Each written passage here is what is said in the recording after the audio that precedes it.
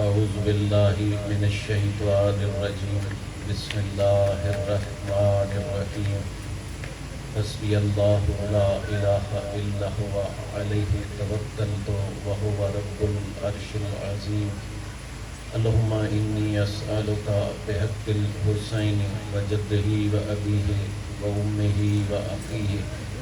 والآئمة من ذریته ان تصلی علی محمد وآل محمد یا بقیت اللہ یا طالب بدم المقتول بکربلا العجل صلوات۔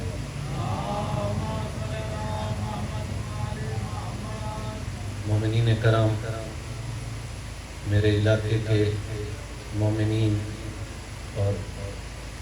ملک کے مختلف حصوں سے آئے ہوئے مومنین،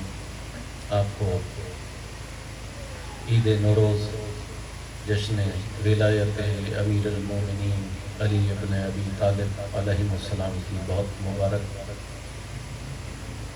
اور میں سب سے بڑی مبارک آپ کی طرف سے اور اپنی طرف سے امام المنتقم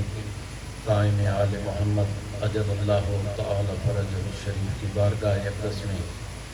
پیش کرنا چاہوں گا۔ مومنین کرام، مختصر سی وقت کے لیے آپ کی توجہ کا طالب ہوں۔ آج آپ جمع ہوئے ہیں عید نوروز کے سلسلے میں، عید نوروز منانے کے لیے۔ آج کل معلومات کا دور ہے، تو نوروز کے بارے میں بھی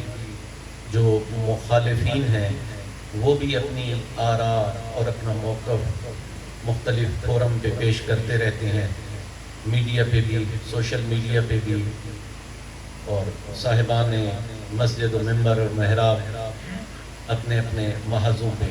اس کے حق میں بھی اور اس کی مخالفت میں بھی بہت بولتے رہتے ہیں۔ اعتراض کرنے والوں کا سب سے بڑا اعتراض یہ ہے کہ نوروز کوئی اسلامی عید نہیں،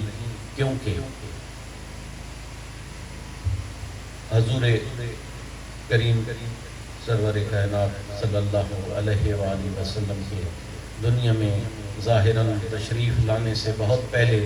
اہل عجم یعنی ایران کے لوگ آمد بہار کے سلسلے میں ایک تہوار منایا کرتے تھے، اور یہ جو ایرانی تقویم تھی، جو ایرانی ماہ و سال کا ایک سلسلہ تھا، تو ایرانی سال کا پہلا دن ہوتا تھا، اسی لیے اسے نوروز کہا جاتا تھا۔ نام بھی فارسی کا ہی لفظ ہے اس میں کہ نوروز یعنی نیا دن۔ تو اعتراض کرنے والے کہتے ہیں کہ یہ تو اہل عجم کا ہزاروں سال پرانا تہوار ہے جسے نوروز کہا جاتا تھا، جو آمد بہار کے سلسلے میں منایا جاتا تھا، اور ایرانی تقویم کے ایک نئے سال کا پہلا دن بھی ہوا کرتا تھا۔ اس کے علاوہ اس دن کی مختلف تہذیبوں میں اور مختلف ملکوں میں اور مختلف مذاہب میں مختلف حوالوں سے کوئی نہ کوئی اہمیت رہی ہے۔ اب اس دن میں جو علم نجوم کے جاننے والے ہیں ان کے لیے بھی یہ کئی حوالوں سے بہت خاص چیز ہے، لیکن مومنین کرام، ہم اس دن کو اس لیے نہیں منا رہے کہ یہ اہل عجم کا آمد بہار کا تہوار ہے، ہم اس لیے نہیں منا رہے۔ یہ اہل عجم کے ایرانی تقویم کا سال کا پہلا دن ہے، ہم اس لیے بھی اس کی اہمیت کے قائل نہیں۔ اور جو علم نجوم کے ماہر ہیں ان کے نزدیک اس دن کی جو اہمیت ہے، اور وہ اہمیت اگر میں بیان کروں تو شاید گفتگو میں طوالت ہو جائے گی، تو کئی حوالوں سے ماہرین علم نجوم کے ہاں بھی اس دن کی بڑی اہمیت ہے، لیکن جیسا کہ میں عرض کر رہا تھا کہ ہم اس لیے بھی اس دن کو نہیں منا رہے کہ اس کی کوئی اہمیت ماہرین علم نجوم کے نزدیک ہے۔ ہم کیوں منا رہے ہیں اسے؟ ہمیں اس معاملے سے کوئی غرض نہیں کہ کس ملک میں، کس مذہب میں، کس تہذیب میں یہ دن کن حوالوں سے اہم ہے یا مقدس ہے، ہمارا اس سے کوئی واسطہ نہیں۔ ہم تو اس دن کو منا رہے ہیں کہ یہ شمسی یوم غدیر ہے۔ ہم تو شمسی غدیر منا رہے ہیں کیونکہ جب 18 ذوالحجہ سن 10 ہجری وہ غدیر خم کے مقام پہ میرے نبی نے صلی اللہ علیہ وآلہ وسلم نے فرمایا تھا کہ من کنت مولا ہو فہذا علی مولا، کہ جس کا میں مولا ہوں اس کے یہ علی بھی مولا ہے۔ تو وہ مبارک دن، وہ بابرکت دن جب 10 ہجری کے 18 ذی الحج کا دن تھا، تو چونکہ مختلف دنیا کی مختلف تہذیبوں میں مختلف تقویم چلتی رہی ہے۔ تقویم دو طرح کی چلتی رہی ہے، شمسی تقویم اور قمری تقویم۔ یعنی کچھ لوگوں نے، کچھ قوموں نے اپنے جو کیلنڈر تھے، جو اس کو اور سادہ لفظوں میں بیان کروں، جیسے کوئی جنتری بنائی جاتی ہے جس میں ماہ و سال کے حساب لگائے جاتے ہیں، تو جیسے کچھ تہذیبوں نے شمسی تقویم اختیار کی اور کچھ نے قمری تقویم اختیار کیا۔ تو چونکہ اہل عرب قمری تقویم پہ چلتے رہے اور شروع سے چلتے آ رہے تھے، اور جو ایام اور ماہ و سال تھے اور جو مہینے تھے وہ بھی محرم، صفر، ربیع الاول، ربیع الثانی، یہ قبل از اسلام عرب میں یہی قمری تقویم رائج تھی، اور اسلام کے سارے تہوار بھی قمری تقویم کے لحاظ سے ہی منائے جاتے ہیں، اور ہم بھی 18 ذی الحج کو ہی غدیر مناتے ہیں۔ لیکن ہمیں تو ایک بہانہ چاہیے، مولا کے ماننے والوں کو، مولا کے عاشقوں کو، مولا کے محبوں کو ایک بہانہ چاہیے کہ کسی دن کوئی حوالہ مولا کا آئے اور ہم بیٹھ کر مولا کا ذکر کریں، اور ہم اس نبی کے فرمان کو پورا کریں کہ جس نبی کی ہم امتیں ہیں اور جس کے نام سے بروز محشر ہم اٹھائے جائیں گے، کہ میرے نبی نے فرمایا تھا کہ اپنی محفلوں کو زینت دو میرے بھائی علی ابن ابی طالب کے ذکر سے۔ تو ہم اس فرمان کو پورا کرنے کے لیے ہم تو کوئی حوالہ چاہیے کہ ہم ذکر کریں، اور ہم تو ہر دم تیار رہتے ہیں۔ تو مومنین کرام، جب 10 ہجری کو 18 ذی الحجہ کا دن تھا، جس دن یوم غدیر ہوا اور جس دن من کنت مولا ہو فہذا علی مولا کا نعرہ بلند ہوا تھا، اس دن شمسی تقویم کے مطابق 21 مارچ کا دن تھا۔ یہ رومن تقویم تھی، جیسے جنوری، فروری، مارچ چل رہے ہوتے ہیں، اور ایک اور تقویم وہ بھی شمسی تقویم ہے، وہ ہند کی چل رہی ہے، چیت، پھگن وغیرہ وغیرہ، ٹھیک ہے۔ تو اس کو ہم کہتے ہیں وکرمی سال۔ یہ مہاراجہ وکرماجیت سے شروع ہوئی تھی۔ یہ بھی بہت قدیم ہے، یہ بھی ہزاروں سال پرانی تقویم ہے۔ جیسے رومن تقویم ہزاروں سال قدیم ہے، ایسے ہی ہندی تقویم بھی ہزاروں سال قدیم تقویم ہے۔ تو اتفاقاً اس دن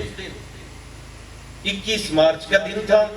رومن تقویم کے مطابق، اور ہندی تقویم کے مطابق 9 چیت کا دن تھا، ٹھیک ہے۔ تو ہم جب نوروز مناتے ہیں تو ہم کس قوم کا اس دن کو منانے کا کیا حوالہ ہے، کس قوم کے نزدیک یہ دن کیوں متبرک ہے، کیوں مقدس ہے، کیوں اہم ہے، ہمیں اس سے غرض نہیں۔ ہمیں صرف اس بات سے غرض ہے کہ یہ شمسی یوم غدیر ہے، کہ جب بھی 21 مارچ آتا ہے اسی دن ہی نوچیت ہوتا ہے، کبھی یہ دن تبدیل نہیں ہوتے، اور ہم اس دن واقعہ غدیر کی یاد مناتے ہیں۔ ایک بہت سارے نوجوانوں کے لیے میں نے یہ بات عرض کی تاکہ ان کو معلومات ہو جائیں، اور بہت سارے لوگ جو اعتراض کر رہے ہوتے ہیں یا سوال کر رہے ہوتے ہیں، کچھ لوگ اعتراضاً سوال کر رہے ہوتے ہیں اور کچھ سیکھنے کے لیے سوال کر رہے ہوتے ہیں، دونوں کو ان کا جواب مل جائے۔ اور مومنین کرام، بے شک سرکار دو عالم صلی اللہ علیہ وآلہ وسلم نے اپنی دین اسلام کا تبلیغ کا جب آغاز کیا تو 23 سال تک سرکار نے دین اسلام کی تبلیغ کی، اور اپنی ظاہری 63 سالہ زندگی میں تبلیغ تو مسلسل ہوئی، لیکن پہلے 40 سال ایسی خاموش تبلیغ تھی کہ جس میں سرکار دو عالم صلی اللہ علیہ وآلہ وسلم نے کچھ تبلیغ زبان سے نہ کی مگر اپنے کردار سے لوگوں کو تبلیغ کی۔ اور سوچنے کی بات یہ ہے کہ بغیر زبان سے تبلیغ کیے، اپنے عمل سے، اپنے کردار سے، اپنی سیرت سے ایسی تبلیغ کی کہ لوگوں نے کہا صادق اور امین۔ اور کیا یہ صادق اور امین کیا مسلمانوں نے کہا تھا؟ مسلمان تو کہتے ہی اسے ہیں جنہوں نے اعلان نبوت کے بعد کلمہ پڑھا تو وہ مسلمان کہلائے۔ تو ابھی اعلان نبوت بھی نہیں ہوا تھا، اور وہ لوگ جو کافر تھے اور مشرک تھے مگر میرے نبی کو وہ بھی صادق اور امین کہہ رہے تھے۔ کیوں؟ کردار کی وجہ سے، سیرت کی وجہ سے۔ تو 40 سالہ خاموش تبلیغ کے بعد جب حکم ہوا کہ اعلان رسالت کر دیجئے، کیونکہ ہم تو حسینی فقیر ہیں، ہمارا قطعاً عقیدہ نہیں ہے کہ 40 سال بعد میں ہمارے نبی کو نبوت ملی تھی اور اس سے پہلے والے 40 سال وہ نبی نہیں تھے، ایسا ہمارا قطعاً عقیدہ نہیں ہے، کیونکہ ہم تو اپنے نبی کو امام الانبیاء مانتے ہیں اور سید المرسلین مانتے ہیں، اور اگر وہ امام الانبیاء ہیں جو کہ یقیناً ہیں، اور اگر وہ سید المرسلین ہیں جو کہ یقیناً ہیں، تو پھر ان کی رعایا میں، ان کی رعیت میں آنے والے نبیوں میں سے ایک بڑے جلیل القدر نبی عیسیٰ علیہ السلام نے محض 3 دن کی ظاہری عمر میں اپنی والدہ ماجدہ جناب مریم سلام اللہ علیہا کے ہاتھوں پر اپنے اللہ کا عبد ہونے اور اللہ کا نبی ہونے اور صاحب کتاب ہونے کا بھی اعلان کیا تھا مخالفین کے سامنے، اور اپنی ماں کی عصمت و طہارت کی گواہی بھی دی۔ تو اگر 3 دن کے عیسیٰ علیہ السلام نبی ہیں تو پھر میرے پیغمبر کیسے نبی نہیں ہیں، جو کہ امام الانبیاء ہیں، جو کہ عیسیٰ علیہ السلام کے بھی امام ہیں اور عیسیٰ علیہ السلام کے بھی سردار ہیں اور تمام انبیاء کے بھی سردار ہیں۔ تو جس دن اعلان غدیر ہوا، یہ حضور کی زندگی کے آخری مہینے تھے اور تبلیغانہ سلسلے کے بھی اختتامی مراحل تھے، لیکن غدیر پہ تو جو ہوا سو ہوا۔ کیا یہ کوئی اچانک اعلان تھا؟ کیا اس سے پہلے علی ابن ابی طالب کے وصی رسول ہونے، خلیفہ رسول ہونے، وارث علم رسول ہونے کی کبھی کوئی بات نہیں ہوئی تھی؟ سب سے پہلی بات کہ جب حکم ہوا کہ تبلیغ کا آغاز کریں تو اس کے لیے کیا حکم ہوا کہ کہاں سے تبلیغ کا آغاز کیا جائے؟ حکم یہ ہوا کہ سب سے پہلے اپنے خاندان کو بلاؤ اور اپنے خاندان کو توحید کی اور اپنی رسالت کی دعوت۔ تو مکہ کا شہر تھا، سرکار دو عالم صلی اللہ علیہ وآلہ وسلم نے اپنے محسن چچا، اپنے پالنے والے چچا جناب ابو طالب علیہ السلام سے مشورہ کیا کہ چچا جان، اللہ کا حکم آیا ہے کہ اسلام کی دعوت کا آغاز کرنا ہے، اور دعوت کا آغاز بھی اپنے قریبی رشتہ داروں سے کرنا ہے۔ تو سرکار ابو طالب علیہ السلام نے فرمایا کہ اے بھتیجے، آپ کو کوئی پریشان ہونے کی ضرورت نہیں، میں قریش کی دعوت کرتا ہوں اور آپ تبلیغ کر لینا، جو حکم اللہ کی طرف سے ہوا ہے لوگوں کے سامنے آپ بیان کر دینا۔ تو مختصراً کہ ایک دعوت کا اہتمام کیا گیا۔ سرکار ابو طالب علیہ السلام کی ایک بڑی حویلی تھی، آپ کے سنے ہوئے واقعات ہیں، بس آپ کی یادداشتوں کو اور آپ کی عقیدتوں کو تازگی دینے کے لیے میں چند الفاظ دہراؤں گا کہ جب اس حویلی میں دعوت کا اہتمام ہوا اور اہل قریش نے جو کچھ کھانا پینا تھا کھا پی لیا، تو جو ہی سرکار دو عالم صلی اللہ علیہ وآلہ وسلم نے اپنی گفتگو کا آغاز کیا تو ابو لہب نے اٹھ کر شور کیا اور سب لوگوں کو کہا کہ ہم ان کی بات نہیں سنیں گے، اور حویلی سے باہر نکلا۔ اس سے اگلے دن جناب ابو طالب علیہ السلام نے پھر انہی لوگوں کی دعوت کی اور وہ سارے کے سارے لوگ آ گئے۔ میں کہتا ہوں ان لوگوں کے بھی ظرف کی اور غیرت کی بات دیکھیں کہ ایک دن دعوت بھی کھا لی اور جو میزبان تھے ان کی بات سننا بھی گوارا نہ کی، اور دوسرے دن دعوت ملی تو پھر دوڑے چلے گئے۔ اگلے دن پھر کھایا پیا، پھر سرکار دو عالم نے بات شروع کی، پھر انہوں نے نہ سنی، پھر چلے گئے۔ تیسرے دن پھر جناب ابو طالب نے دعوت کی، پھر اہل قریش ہے۔ اب جب وہ کھانا کھانے بیٹھے تو جناب ابو طالب علیہ السلام نے دروازہ، حویلی کا دروازہ بند کر دیا اور ایک تلوار لے کر حویلی کے دروازے کے سامنے کھڑے ہوئے۔ جو ہی کھانے پینے سے اہل قریش فارغ ہوئے اور اب پہلے کی طرح جانے کا ارادہ ظاہر کیا تو دروازے پہ جناب ابو طالب کو کھڑے ہوئے پایا۔ سرکار ابو طالب نے کہا کہ آج جو بندہ بھی میرے بھتیجے کی بات سنے بغیر باہر جانے کی کوشش کرے گا تو میں اسے قتل کر دوں گا۔ اب یہ ڈر کے بیٹھ گئے تو سرکار نے فرمایا کہ اے اہل قریش، اگر میں تمہیں کہوں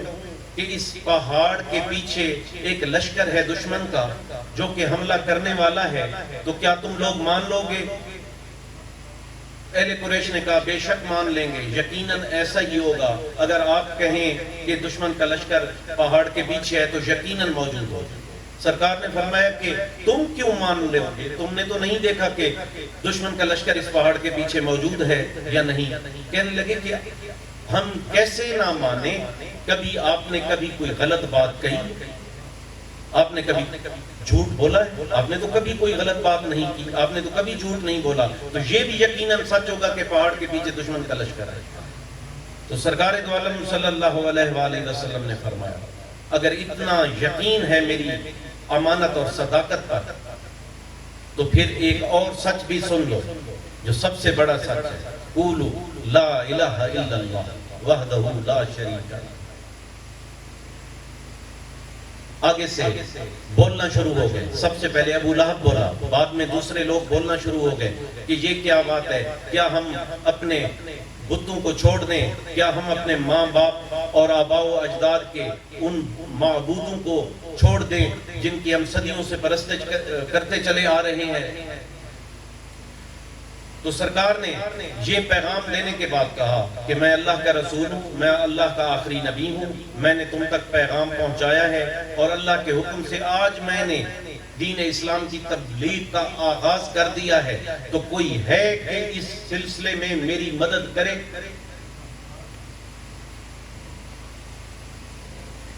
اب وہ جو بات سننے کو تیار نہیں تھے ان میں سے مدد کا وعدہ کس نے کرنا تھا؟ کم ظاہراً کم سنی میں امیر المومنین علی ابن ابی طالب کھڑے ہوئے اور کہنے لگے یا رسول اللہ میں حاضر۔ پھر آپ نے مجمع کی طرف دیکھا اور کہا کہ اے گروہ قریش، کیا تم میں سے کوئی میرے ساتھ دین اسلام کی تبلیغ کے سلسلے میں تعاون کرے گا؟ پھر وہ خاموش ہو گئے۔ پھر امیر المومنین علی ابن ابی طالب نے کھڑے ہو کر فرمایا کہ میں حاضر ہوں۔ تیسری بار سرکار نے فرمایا، تیسری بار امیر المومنین نے کہا میں حاضر ہوں۔ اب یہ تبلیغ کا پہلا دن تھا، غدیر 23 سال بعد ہو رہی ہے۔ یہاں پہ کیا فرما رہے ہیں؟ جس دن پہلا تبلیغی اجتماع ہے، پہلی گفتگو ہے، پہلی دعوت اسلام ہو رہی ہے، اس پہلے دن کیا فرما رہے ہیں رسول پاک؟ کہنے لگے کہ جس بندے کا اس بات پہ ایمان ہے کہ اللہ وحدہ لا شریک ہے، اور جو بندہ اس بات پہ ایمان رکھتا ہے کہ میں اللہ کا رسول ہوں اور اس کا آخری نبی ہوں اور میرے بعد کوئی نبی نہیں ہے، تو اس شخص کو چاہیے کہ وہ علی ابن ابی طالب کی اطاعت کرے۔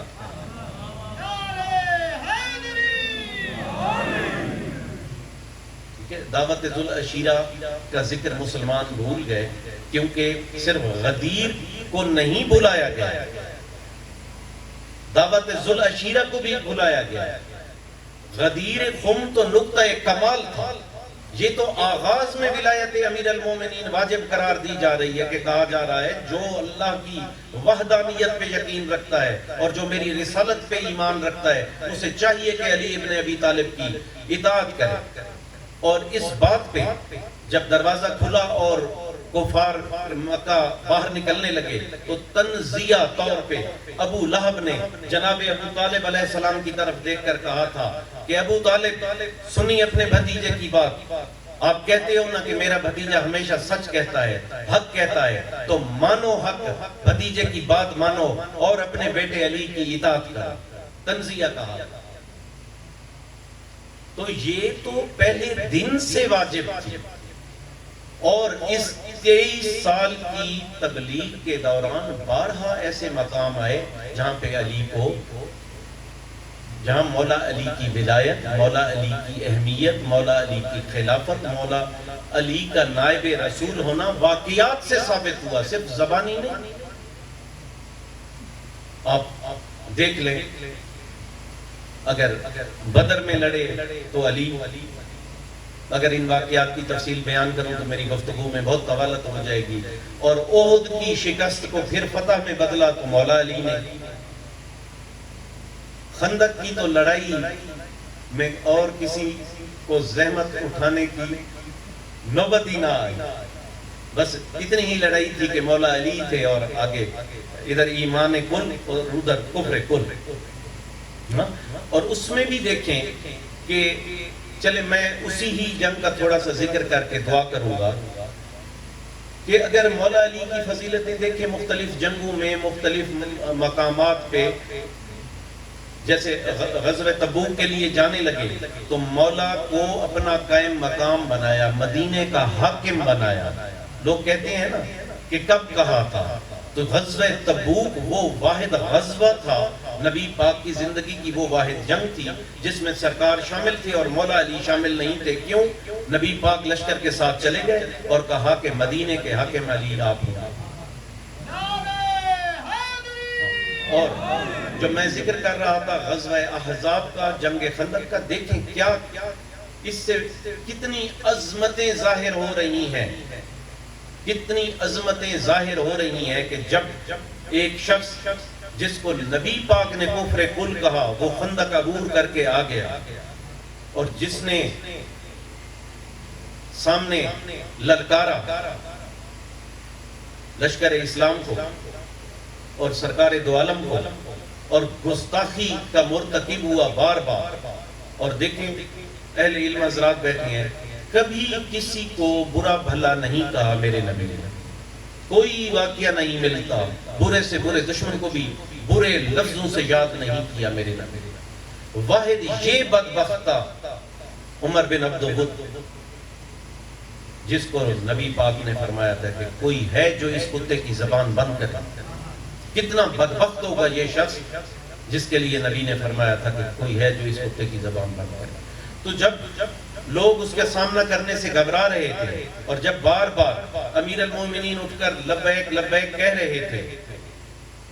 مگر نبی پاک بار بار مسلمانوں کے گروہ کو مخاطب ہو رہے تھے، اور اتنی بار مخاطب ہوئے اور ہر بار مولا علی نے لبیک کہا کہ وہ سامنے کھڑا کافر مطلق آخر میں کہنے لگا کہ اگر کوئی نہیں آتا تو خود چلے آؤ۔ اور بار بار کہہ رہا تھا تنزیہ کہ کوئی ہے جو مجھے جہنم پہنچائے یا کوئی ہے جو میرے ہاتھوں سے جنت پہنچے. جب بار بار کہنے کے باوجود کسی نے لبیک نہ کہا اور بار بار امیر المومنین علیہ السلام نے لبیک کہا, تو امیر المومنین علیہ السلام کو جب امر جہاد, اذن جہاد نہیں مل رہا تھا, تو مولا علی اتنے مجبور ہوئے کہ مولا نے ایک جملہ کہا کہ میرے ماں باپ آپ پہ قربان, غلام حاضر ہے. اور جب امیر المومنین کو اجازت ملی اور جب امیر المومنین اس ملعون کے مقابلے میں روانہ ہوئے مقابلہ کرنے کے لیے, تو کیا جملہ کہا مولا کہ برز الایمان کل ہی الی الکفر کل, کہ سارے کا سارا ایمان سارے کے سارے کفر کے مقابلے میں جا رہا. تو جب جنگ ہوئی, مختصر ملعون واصل جہنم ہوا ایک ہی ضرب سے, اور اس ضرب کے متعلق میرے نبی صلی اللہ علیہ وآلہ وسلم نے کیا فرمایا تھا؟ ضربت علی فی یوم الخندق افضل من عبادت الثقلین, کہ غزوہ خندق کے دن علی کی ایک ضرب ثقلین کی عبادت سے افضل ہے, دو جہانوں کی عبادت سے افضل ہے. اور ایک دن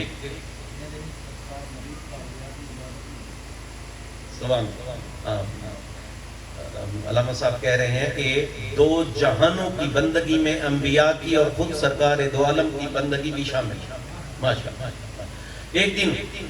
سرکار دو عالم مسجد نبوی میں تشریف فرما تھے, جناب جبریل نازل ہوئے, گفتگویں ہوئیں, پیغام سنائے گئے اور کچھ باتیں ہوئیں. تو سرکار دو عالم نے جناب جبریل سے پوچھا کہ اے جبریل, جب سے یہ کائنات تخلیق ہوئی ہے آپ سید الملائکہ ہیں, اللہ نے آپ کے ذمہ بہت سارے فرائض لگائے اور آپ بہت ریاضت کرتے رہے, انبیاء کی طرف پیغام رسانی کرتے رہے, اور بھی کئی اہم امور کائنات کے اللہ نے آپ کے ذریعے سے انجام دیے. تو آپ کو مشکل ترین کام کون سا لگا؟ جناب جبریل نے عرض کیا یا رسول اللہ, مشکل کام تو بہت ہوئے ان ہزاروں سالوں میں, لیکن اللہ کی دی ہوئی طاقت سے میں سارے انجام دیتا رہا. ہاں, جب اللہ کے نبی حضرت لوط علیہ السلام کی قوم گستاخیوں میں, گمراہیوں میں اور بدکاریوں میں حد سے زیادہ بڑھ گئی, تو پھر اللہ نے ارادہ کیا ان پہ عذاب نازل کرنے کا, اور اللہ نے مجھے حکم دیا, رات کا وقت تھا اور اللہ نے حکم دیا کہ اے جبریل, ان کے جتنے گاؤں ہیں, ان کے جتنی آبادیاں ہیں, ان کے جتنے شہر ہیں, ان سب کو زمین سے اکھاڑ لو اور اپنے پروں پر رکھ. تو یا رسول اللہ, قوم لوط کی جتنی آبادیاں, قریے تھے, گاؤں تھے, میں نے سب ان کو زمین سے اکھاڑا, اپنے پروں پہ رکھا اور پوچھا کہ مالک حکم. تو حکم ہوا کہ اے جبریل بلند ہو. تو یا رسول اللہ میں بلند ہوتا چلا گیا, پوچھتا گیا, حکم ہوتا گیا, میں بلند ہوتا چلا گیا, اور یا رسول اللہ میں آسمان کے بالکل قریب پہنچ گیا. میں نے عرض کی مالک اب کیا حکم ہے؟ کہا کہ اے جبریل صبح ہونے تک انتظار کرو, کہ زمین میں جب صبح کا وقت ہوگا تو ان آبادیوں میں, ان شہروں میں بھی وہ صبح کا وقت ہوگا. یہ سارے لوگ اپنی برائیوں میں, بدکاریوں میں مشغول ہیں, کچھ لوگ ابھی بھی سوئے ہوئے ہیں. ہو سکتا ہے کہ صبح ہونے تک ان سب شہروں میں سے اگر ایک بندے نے بھی توبہ کر لی تو میں عذاب ٹال دوں گا اور ان کو بخش دوں گا, ان کو مہلت دے دوں گا. یا رسول اللہ, ان کی آبادیوں کا, ان کے جانوروں کا, ان کے گھروں کا, اس قطع زمین کا بہت وزن تھا. میں پوری رات اپنے پروں پہ ان شہروں کو لے کر کھڑا رہا اور اتنا قریب پہنچ گیا تھا کہ یا رسول اللہ قوم لوط کے لوگوں کے جانوروں کی بولیاں اہل آسمان سن رہے تھے، تو جب آخری بندہ بھی نیند سے بیدار ہوا تو وہ بھی بدکاریوں میں مشغول ہوا، تو یا رسول اللہ، اللہ نے حکم دیا کہ اے جبریل، جہاں جہاں سے ان آبادیوں کو اکھاڑا تھا وہیں پہ الٹا کر کے ان کو واپس مارو اور ان کے اوپر پتھروں کی بارش کر۔ تو یا رسول اللہ، ان پہ عذاب نازل ہو گیا، اور یا رسول اللہ، یہ میری زندگی کا مشکل ترین کام تھا کہ اتنی بھاری وزن اٹھا کر میں پوری رات آسمانوں کے ساتھ کھڑا رہا۔ اب رسول اللہ صلی اللہ علیہ وآلہ وسلم فرماتے ہیں، اے جبریل، کیا اس سے بھی کوئی زیادہ مشکل وقت آپ پہ گزرا ہے؟ کہا کہ ہاں یا رسول اللہ، اس سے بھی مشکل وقت بھی میرے اوپر گزرا ہے۔ اے جبریل، وہ کون سا وقت تھا؟ کہا کہ جس دن غزوہ احزاب تھا، تو یوم غزوہ احزاب کے دن جب عمر ابن عبدود خندق عبور کر کے آ گیا تھا اور بار بار للکار رہا تھا، اور آپ نے علی ابن ابی طالب کو اذن جہاد دے کر اس ملعون کی طرف بھیجا تھا، تو جیسے علی ابن ابی طالب ذوالفقار لے کر آگے بڑھے تو مجھے اللہ کی ذات نے حکم دیا تھا کہ اے جبریل، آج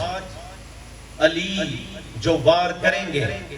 وہ کوئی عام وار نہیں ہوگا، وہ کوئی معمولی وار نہیں ہوگا۔ علی کی تلوار اس ملعون کو کاٹنے کے بعد زمین کے اندر تک چلی جائے گی، اور اگر علی کی تلوار کو نہ روکا گیا تو علی کی تلوار سور الارض کو کاٹ دے گی اور آج ہی قیامت آ جائے گی۔ اور مومنین کرام، آج علم کا دور ہے، انفارمیشن کا دور ہے، ٹیکنالوجی کا دور ہے۔ آج بچہ جانتا ہے کہ زمین میں کچھ فاصلے کے بعد، کچھ چند کلومیٹر کے بعد زمین کے اندر ایک پگھلا ہوا لاوا ہے اور بہت سی گرم گیسیں ہیں، اور انتہائی گرم مائع حالت میں وہ ہیں جہاں پہ اگر معمولی سا کہیں بھی سوراخ ملے تو پہاڑوں سے آتش فشاں لاوا بہہ نکلتا ہے اور زلزلے آ جاتے ہیں زمین میں۔ تو آپ اندازہ کریں کہ اس وقت لوگوں کو سمجھ شاید نہ آئی ہو، لیکن اب سمجھ آتی ہے کہ ہاں، علی کی تلوار اگر سور الارض کو کاٹ دیتی تو وہ سارا لاوا ہی باہر آ جانا تھا۔ اس لیے جناب جبریل کہہ رہے تھے کہ اللہ نے فرمایا تھا کہ اگر علی کی تلوار نے آج سور الارض کو کاٹ دیا تو آج ہی قیامت آ جائے گی۔ اور یا رسول اللہ، جناب جبریل کہتے ہیں، یا رسول اللہ، جناب میکائیل اور جناب اسرافیل کو امر ہوا کہ اے میرے مقرب فرشتوں، علی کے داہنے ہاتھ کو پکڑ لو، اور جب علی وار کرنا چاہیں تو وار نہ کرنے دینا، علی کے ہاتھ کو مضبوطی سے پکڑ لو۔ یا رسول اللہ، فرشتوں نے عرض کیا، میرے مالک، کیا علی جنگ نہیں کریں گے؟ اگر علی کا بازو ہم نے پکڑ لیا تو وہ کافر تو علی کو شہید کر دے گا، کیا علی کو وار نہیں کرنے دینا؟ تو اللہ نے فرمایا کہ تم نے وار نہیں کرنے دینا، تم نے جو طاقت تمہیں میں نے عطا کی ہے پوری طاقت لگا دینا، علی کو وار نہیں کرنے دینا۔ اس کے باوجود علی کا وار ہوگا، مگر تمہارے بازو پکڑنے سے اتنا ہوگا کہ زمین بچ جائے۔ اور یا رسول اللہ، جب علی نے وہ ضرب لگانے کا ارادہ کیا جس کے متعلق آپ نے فرمایا تھا کہ ضربت علی فی یوم الخندق افضل من عبادت ثقلین، تو جب علی کا ہاتھ بلند ہوا تو کائنات کے سب سے طاقتور دو فرشتوں نے علی کا بازو پکڑا ہوا تھا، اور اللہ کے امر سے انہوں نے ہاتھ کو مضبوطی سے پکڑا، اور یہی ارادہ تھا فرشتوں کا کہ علی کا ہاتھ آگے نہ جائے اور یہ ضرب نہ چلے۔ یا رسول اللہ، اب زمین کو بچانے کے لیے میں نے پر بچھا دیے، ادھر جناب میکائیل اور جناب اسرافیل کے روکنے کے باوجود علی کی ضرب چلی اور عمر بن عبدود کو کاٹتی ہوئی جب زمین پہ پڑی تو میں نے پروں پہ روکا، یا رسول اللہ آپ کی نبوت کی قسم، علی کی اس روکی ہوئی ضرب کا وزن مجھے قوم لوط کے سارے شہروں سے بہت بھاری محسوس ہوا۔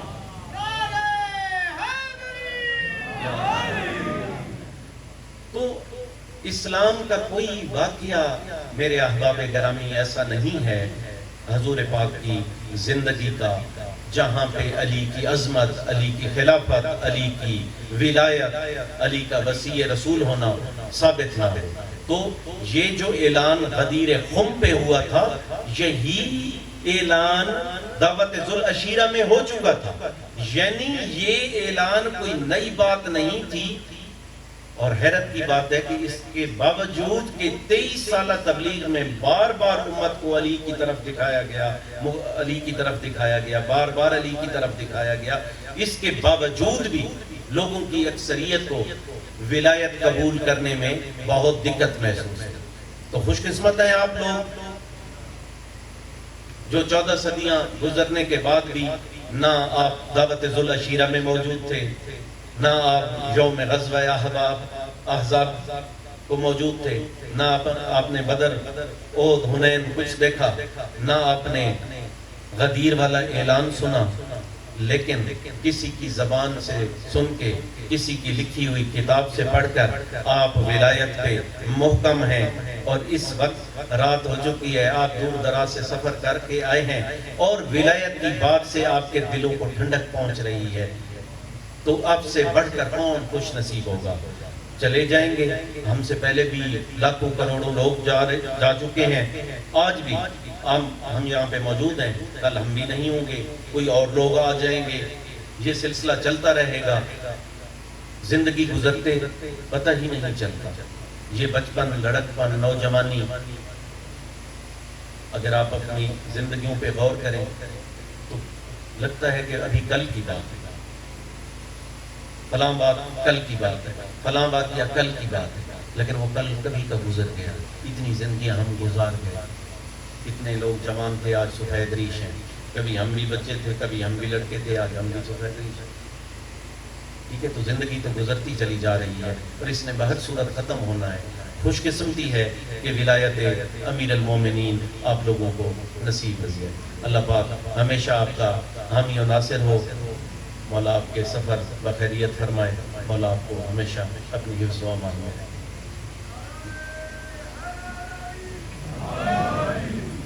بسم اللہ الرحمن الرحیم۔ اللہم کن لولیک الحجۃ ابن الحسن صلواتک علیہ وعلی آبائہ فی ہذہ الساعۃ وفی کل ساعۃ ولی وحافظ وقائد وناصر ودلیل وعین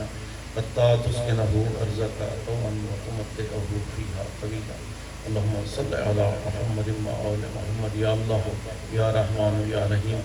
بحق محمد وآل محمد علیہ السلام، بحق ولایت امیر المومنین علیہ السلام، بحق امام زمانہ علیہ السلام، بتوسل امام زمانہ علیہ السلام، بطفیل امام زمانہ علیہ السلام، مومنین کا اہتمام جشن اپنی بارگاہ میں قبول، منظور اور مقبول فرما۔